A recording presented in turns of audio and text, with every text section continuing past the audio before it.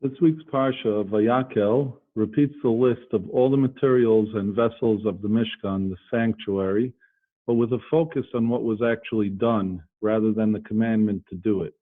Parshat Truma was God commanding Moshe about this work and listing all the work.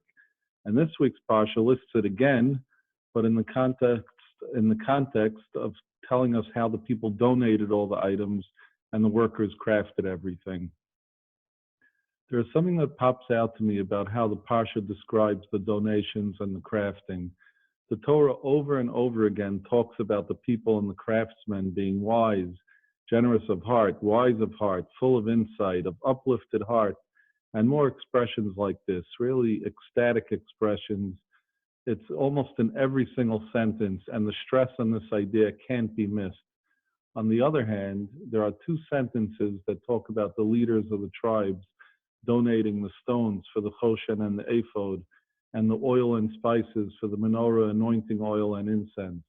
These two sentences say nothing about the leaders' generosity, wisdom, or hearts. In fact, the sentences themselves seem almost cold and have a just the facts feel compared to the sentences referring to the people donating and the craftsmen working. Those sentences overflow with color and passion. The Torah does not say anything openly negative about the leaders or their gifts, but it's clear from the different tone and the omission of any heart or wisdom words that the Torah is condemning the leaders for some reason. Some commentators say that they were condemned because besides for the stones and oil and incense that they donated, they said they would donate the balance of materials that the people did not do. We know there was no balance of materials needed because the people donated more than needed, and even had to be told to stop donating. So the leaders were left not donating any of this material. What defined the people that donated to the tabernacle and the craftsmen that built it is that they had no hidden agendas. They were pure of heart and spirit and just wanted to be part of the building. They donated wholeheartedly and without calculation. The leaders of the tribes, on the other hand, donated only the most prestigious items and clearly had various calculations in mind by the very fact that they said they would donate the shortfall, which makes a lot of sense considering that they were politicians and tribal leaders. They had to be calculating just to do their jobs effectively.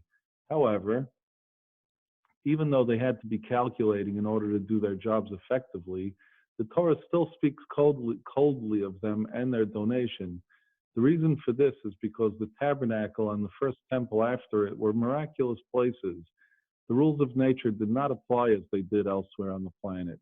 For example, the smoke from the incense did not dissipate in the wind, but went up in a straight pillar to the sky. There were no flies or insects in the courtyard, even though there were many slaughtered animals in varying states all through the day. In this Garden of Eden-like idealistic place, where God's divine presence was manifest, there was really no room for these political calculations and maneuverings and desire to donate just the most prestigious items. It was a place where people came together in equality and love, with nothing in their heart other than wisdom and desire to worship God.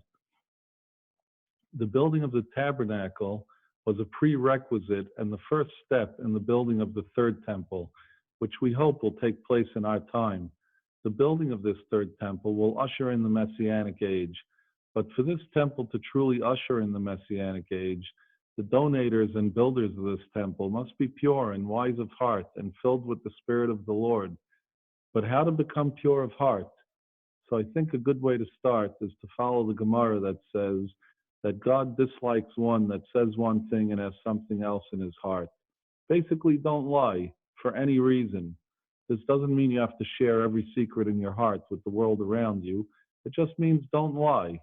This will begin the process of purifying your heart. And this is something concrete you can do right now to prepare for the building of the third temple, which is coming soon with God's help. Shabbat Shalom from exile. May God bring me home safely to my holy land and family soon.